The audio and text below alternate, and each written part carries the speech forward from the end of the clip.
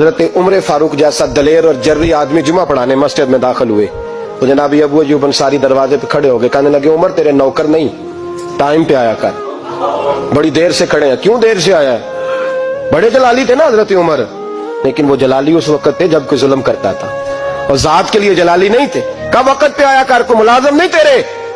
تو سیدنا فاروق اعظم ممبر پہ چڑھے اور فرمانے لگے اللہ ابو ایوب انصاری کا بھلا کرے، جب تک اس طرح کے لوگ موجود ہیں کوئی بادشاہ بگڑے گا نہیں، اللہ اس کا بھلا کرے، اس نے میری توجہ صحیح۔ اور پھر عمر رو پڑے، رو کے فرمانے لگے مسلمانوں معاف کر دو، غلطی کوئی نہیں، میرے پاس کرتا ایک ہی ہے، اور عبداللہ کی ماں نے وہ دھو کے خشک ہونے کو ڈال دیا تھا، غریب ہوں، کرتا دوسرا کوئی نہیں، تو وہ ذرا نا خشک ہونے میں آ کے دیکھ لو ابھی بھی گیلا ہے، مجھے معاف کر دو، میری غلطی نہیں ہے۔